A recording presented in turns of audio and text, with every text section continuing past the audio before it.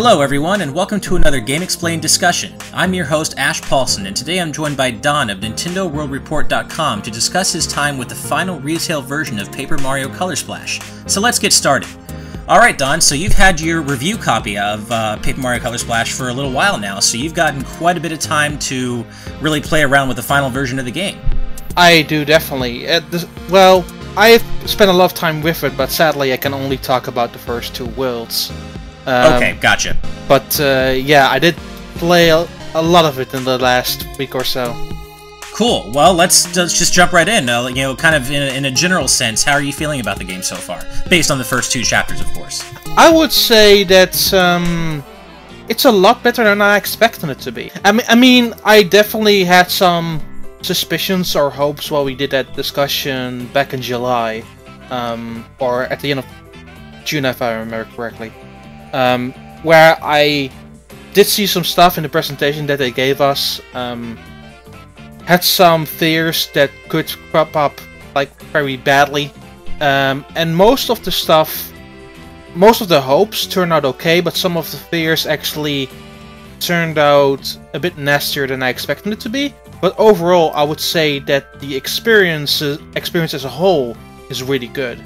Yeah, it's weird. Nintendo has been incredibly secretive about this game, which I think has kind of worried both of us, and maybe, quite a few people who've been looking forward to the next Paper Mario game. And so far, like you, the more time I spend with it, and of course you've played it more than I have, but the more I see it at various events, and the more I play it, the more I warm up to it, the more excited I actually get about it, and that seems to, kind of echo what you were saying.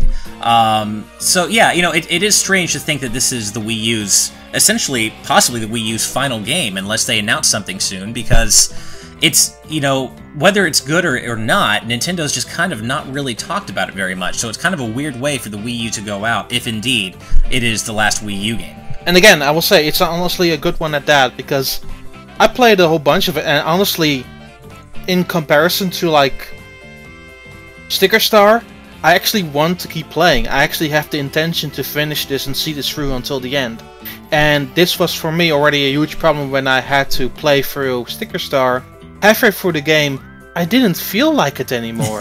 And yeah. And though had a variety of reasons for it. Like, I didn't think the story was all that good. I don't think it was really that involved as even Super Paper Mario were. And Super Paper Mario considered that the black sheep at that point, which I don't think is necessarily fair. There are many obtuse puzzles that this game had, which was a really major problem. To go from that to Color Splash is... you can immediately see it. Immediately from the start, because what I noticed from point one is that the writing is so on point. It doesn't feel stale at all. And regardless of which characters you can have your regular Toads, or Toads with a slight change, or just unique characters. It doesn't matter. At the end of the day, if the writing is not good, you're not gonna enjoy yourself. And considering this is now more of an action-adventure game than an RPG, the dialogue has actually become more important in that sense.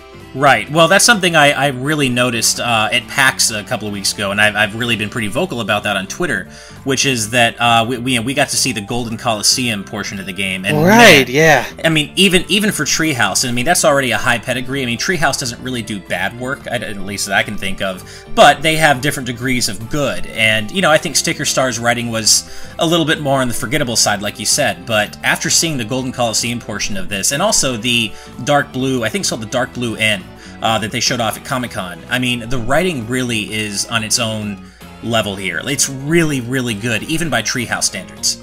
Absolutely. One of the scenes I would think of in the scenario sense is a level called Cherry Lake. And the plot is basically that Shy Guys want to team up in stacks of 5 to become even more stronger.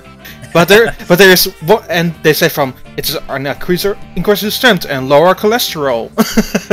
Oh, that's so good. Yeah, but there's one Shy Guy who doesn't want to have any part of that and actually like resents them pretty much, which is actually really, really funny. And then there is another level called Marmalade Valley, where like a team of Toads are kind of like finding a fossil of sorts. And there are constant, like, tornadoes and earthquakes that make that completely insane. But what actually caused the earthquakes is the professor of that site's pet chain chomp. And she actually starts chasing you as you inch close towards the end, as you have to save one of the toads that actually gets caught into a landslide. Which those scenarios are actually kind of funny and insane, and it feels like what Sticker Star should have been from the get-go. Like, if you're gonna do this action-adventure stuff, make the scenes at least entertaining. And the scenes in Color Splash are super, super entertaining. And honestly, I have not had a dull moment so far. Well, that's good to know, because I've been reading a couple of previews, at the same time that you posted your own, and they all seem to kind of echo the idea that, just because Sticker Star was Sticker Star, don't write this off, because they've really improved upon Sticker Star in a lot of ways. This is not just a retread, but they really have learned from a lot of their mistakes. And would you say that's the case? I mean, yeah. Another thing that's really important to note is, of course, like the puzzles, because to me, even the battle system was take it or leave it, and we'll get to that in a minute. But for me, the major issue for me in Sticker Star were those puzzles. They were really unbalanced. They required you to take a chance ever so often, and they weren't just really not fun to do, especially one puzzle in particular where you had to find various parts of a wiggler. Oh, I remember that. Which really irritated me to a point of no return. Well, the puzzles they were so obtuse in Sticker Star. Yeah, and I had not had that problem at all in Color Splash. And they do a few different things that make that interesting. They are more straightforward in that sense, but it's all alright, because it gives it a more relaxed atmosphere, and it feels like a more friendly game, no matter how much your skill level actually is. And the first one is the Unfold ability, which you activate by hitting a special exploration point block, which is kind of a weird one, which are tucked away in certain stages. And once you activate that, you'll have to find the corresponding element in the world within 20 seconds, and that will unfold and create a new path or a new element that you can use in the level, which is kind of neat. And the other thing is, of course, the cutout ability, which they showed off at Treehouse Live and like a few other instances, where you have to like trace a cutout line on the gamepad screen and see where it ends up. And at one of the levels, Chateau Chantanel, you had to like move around like barn doors to create a line to go up to the top of the barn, which was kind of fun. It was simple, but it was inventive. And then you would cut out the line, go up to the top, and get that mini paint star, which is, again, it's simple, but it works, and you don't feel stressed. You just have a solid time doing it, and that's what I feel. I feel more relaxed playing this game. It's a way more of a relaxing game, which is the polar opposite of the feeling that I ended up with Sticker Star.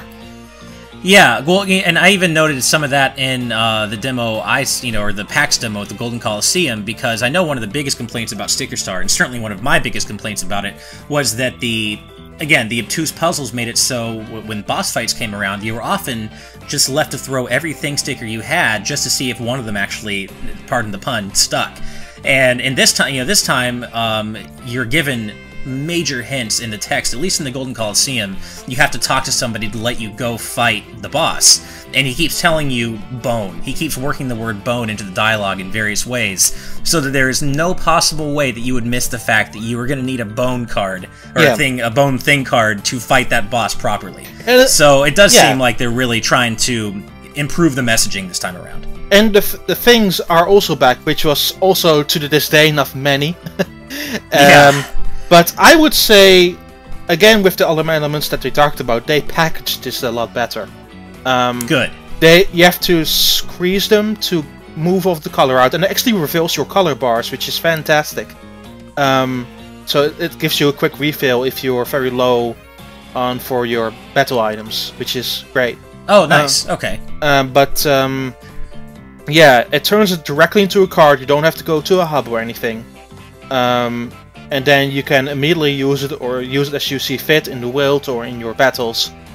And the thing is really that if you misuse it, or feel that you have done a rotten, you can quickly move out of the level. It will save your progress regardless. Go to the main hub, and there is a special section where you can re-squeeze any item that you found so far. So in that way, they make it a little less punishing, and they remove a lot of the guesswork that was in Sticker Star, I guess. Yeah, they made it a lot more friendly, which I'm totally okay with. Well, we've talked quite a bit about the overlying mechanics and the story and the writing, but I know, one of the biggest sticking points here for people, again, pardon the pun, is the battle system. At Sticker Star, a lot of people felt that battles were kind of pointless because you didn't really level up. There were no experience.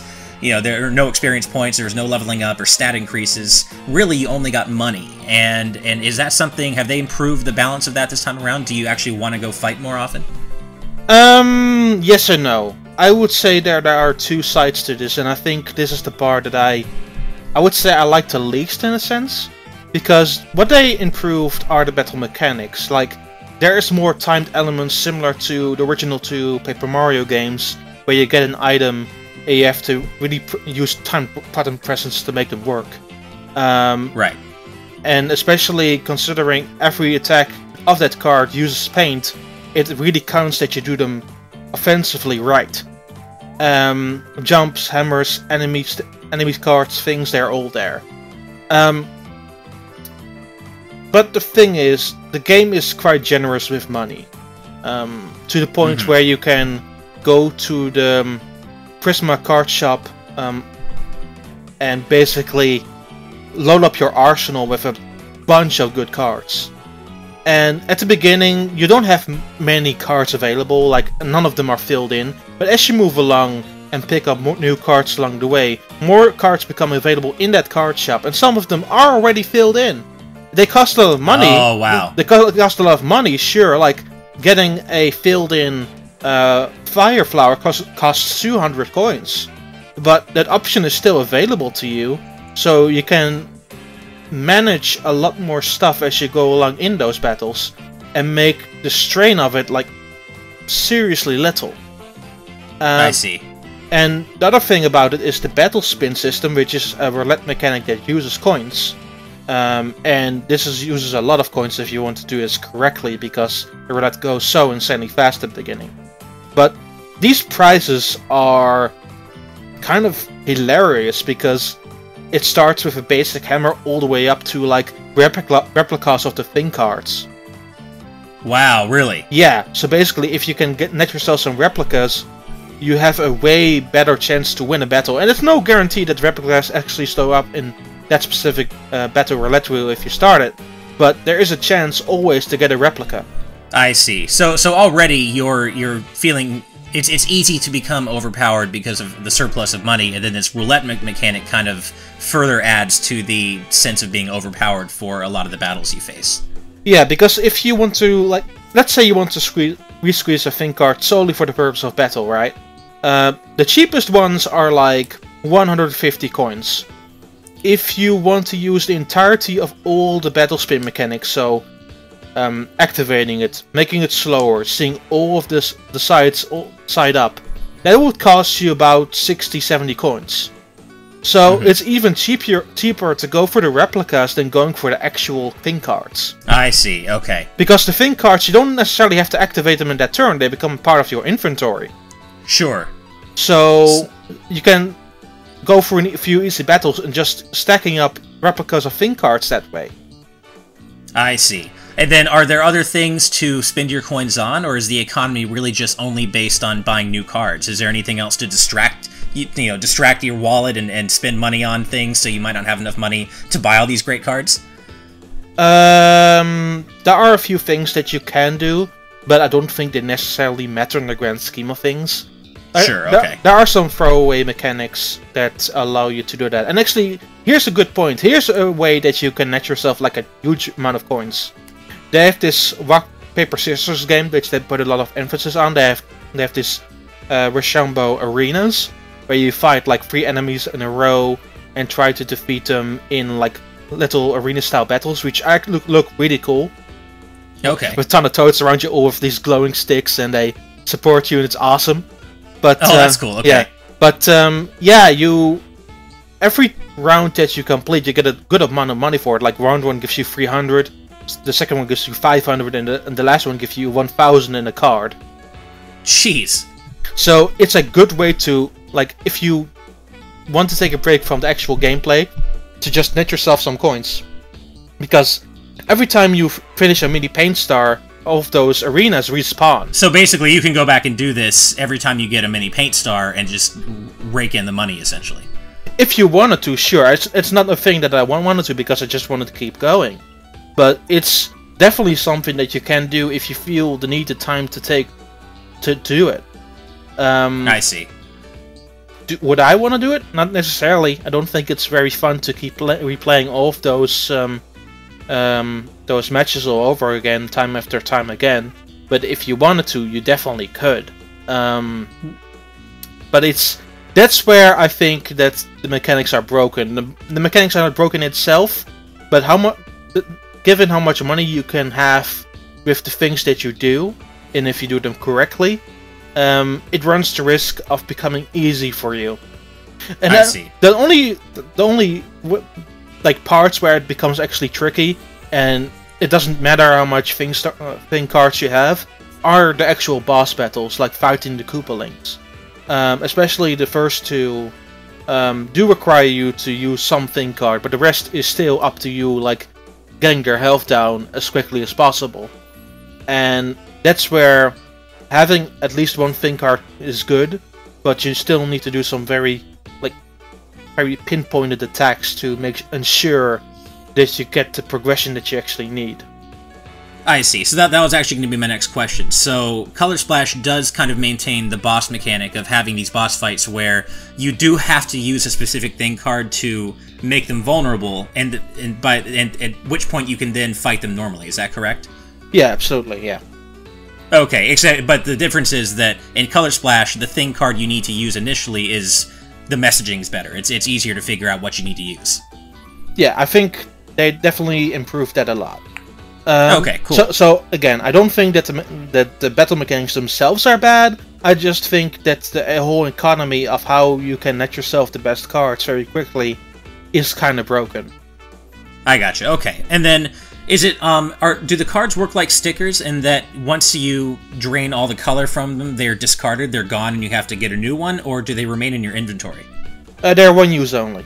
You can hold up to 99, and so far I have not seen any indication that that amount gets bigger. Cool. Well then, I know another thing that people have been asking me on Twitter about, and I haven't played it as much as you, obviously, so I haven't really been able to answer this, but how do you increase things like Mario's max HP or his max paint that he's able to hold? Because we've seen that does increase throughout the game, but I don't know if we know how yet. Yeah. So this actually happens after you bring back one of the big paint stars back to the main hub, which is called Port Prisma. When you bring it back to Port Prisma and fill the color fountain with one of these stars, they actually give you a health power-up. Oh, okay, so you gradually become stronger throughout the game just by going through the story. There's no specific thing you have to do to increase your max HP or anything. Right. And the benefit of actually getting an increased HP is that some enemies can simply be defeated by jumping or with your hammer, so you don't have to battle them. Great. That's nice. That's something that Paper Mario, I think, has done since the beginning, so that's nice that they brought that back. Absolutely. Talking about bringing the big star back, there's one thing I've not really talked about yet, which is how amazing the soundtrack is. Because when you bring one of these big stars back, they start a huge dance number where all the toads and all of the special characters that popped up during that specific chapter will pop up and just start a gigantic dance number in various different styles. That sounds awesome. And various different styles. They like the soundtrack is so freaking varied in this game. And I love it. Like, there's jazz songs, there's the rock, there's the tropical ones in that beach level. There's so much good stuff there. And it's one of the more amazing soundtracks that I've listened to this year. Oh, that's so great to hear. That alone just, like, makes my hype go through the roof, because, I mean, I've taken a kind of a cautious approach just to Color Splash, like a lot of people, but I've been getting slowly more excited about it, but hearing that the music is that good just makes me so hyped. Just, I mean, I can see... Well, but having played the game, I know what you're talking about. I mean, the music really is fantastic, and to know that it stays that good throughout, and we haven't just been given the best snippets of it, is really exciting to me. Yeah, I think that the music is together with the presentation, because my lord, that presentation, are two of the most main things that people will immediately see about the game. It looks so good and it sounds so good, and that's why I feel this is more of a relaxed game, like taking it a bit back, just enjoying yourself and playing it through it.